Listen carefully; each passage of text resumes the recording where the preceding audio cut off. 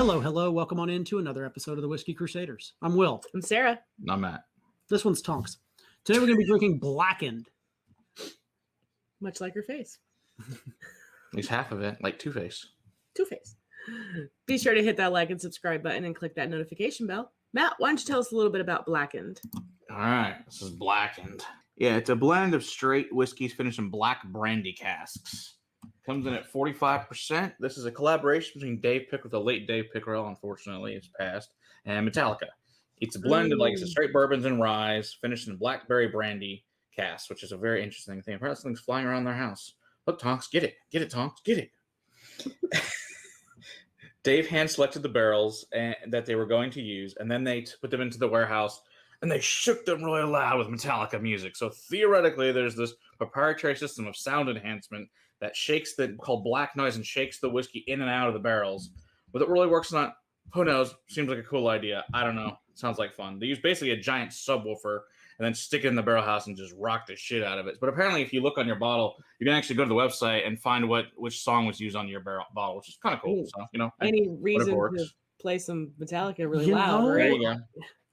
We need a reason. But yeah, so apparently it breaks it down at the molecular level, though, is where this supposedly happened. So cool.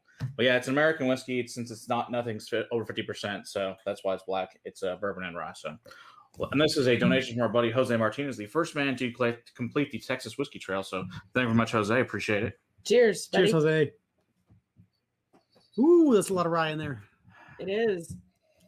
Yeah. Well, if you think about a subwoofer and the amount of displacement of air that thing can create, and how much that sound vibration can change things, I bet it would actually. I wonder how close they had it to the barrels, though. That's fair. I mean, that's a good question. Like, how big the subwoofer was, how big's the speakers, and like, do you do like 3 barrels at a time so that you can get them all in like the surface area of the speakers? Like Metallica concert like style speaker sets. I don't know, man. That's a good question. I would think if you want like that. That to me, that's what I would think. But I don't know. They didn't really go into great detail about it because it's secret technology. What did you say this was finished in? Blackberry brandy.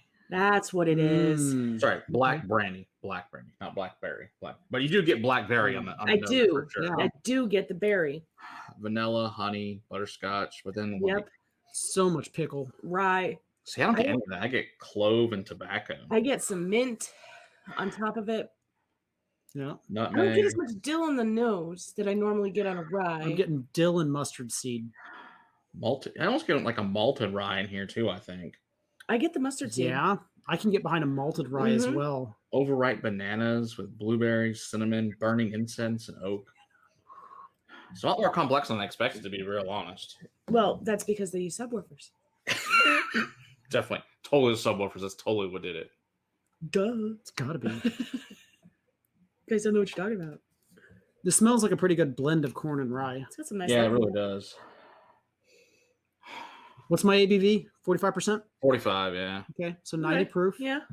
Yeah, there is a cask strength version of this too that we'll review at some point. Yeah, I'd like to try that after spilling this one. I don't mind the nose on this one. There's not a lot of off-putting rye notes that I would normally get on rye.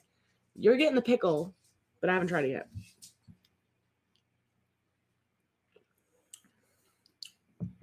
Okay, so the rye is much more predominant. Yeah, it is. On the taste. It really is, but I still don't get a lot of that pickle feel. I get more of the clove, the black pepper, the minty. Yeah, minty anise. Right. And black pepper ding. Uh-huh. Yeah, vanilla, honey, lemon, lime, really citrusy. But then you get that blackberry, blueberries. Ooh, like Mountain Dew, like a Code Red Mountain Dew now. Oh, I haven't had one of those, so I can't compare. It's been like 2005 probably, but that's how I remember it tasting like. Plums. I've never had one of those. A lot of cinnamon. Cinnamon's that heat that you get from cinnamon is what I'm getting a lot of that on my tongue. Yeah, I like this better on the palate than I did on the nose.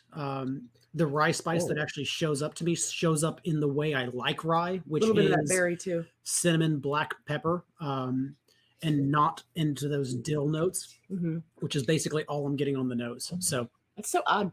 Yeah. Yeah, I get a lot of berry as well on the palate. Oh man, now like the second sip, I get like blood orange and some custard and oak and like red grapes, and it's come really effervescent and bubbly. Some saffron, even some bitters, dark cacao, some cardamom. Oh, that's actually really good. There's a lot going on in this glass. I'm really shocked how much is going on in here, to be honest. I think the price point were these like $50, I think, something like that, like around 50, 45 to 50. That's one thing I've seen them for in the store. So it's not the cheapest, but because you're paying for the black noise, you're paying for the multi-casking, you're paying for Metallica, you're paying for Dave. the name. Yeah. So you're paying for a lot of marketing things that you wouldn't normally pay for, but you're also using a bunch of different things that you're also not getting. So it's actually a complex whiskey, and I think that's not a bad price point. No, there's a lot going on in that glass, and there is a lot happening, and every sip is a little bit different. So it's going to be ever changing. The bottle's probably going to change as you're drinking it down. The neck pour is probably nothing like this. I'd really want to sit and let the glass sit for a while and come back to it in about 10-15 minutes and see how it is and play that experiment. Yeah, I know when Jose brought this is before he even had a channel, he gave this to me. This was back when McAllen was at the house, actually. He gave it to me that night. So we opened it that night. I remember when we first opened it, it was just like crazy blackberries. It was like super sweet when it first opened. But yeah, now it's really nice and complex. So it's definitely mellowed out and gotten really nice. Nice. So this has been open for 2.5 years, something like that. I've got that lingering on my palate, and it's a lot of citrus is lingering on the palate. Still going. This finish is still going. Yeah, I can't disagree with that. So, and I agree. Citrus and that black pepper and cinnamon stay with you for quite a while. Yep.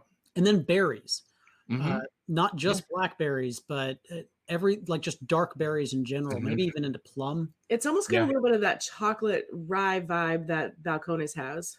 Interesting. No, it could be malted rye. It could be. It could be. I don't know. I really like this. I think it's really good. I'm shocked how much I actually like this. I don't think I've tried it in quite some time, but yeah, it's really good. I have a feeling. I feel like I've tried it before. You probably have. Probably when Jose brought it here, bottle or something, and shared some with us. I have a weird sense of deja vu about this. Anything's possible. It really is. I've drank a lot since then. Everything's possible in whiskey. That is true. All right. Don't forget to hit the like and subscribe button and click that notification bell so you can hear about all the things we have going on. And until next time, keep on crusading for the whiskey in your glass. Cheers.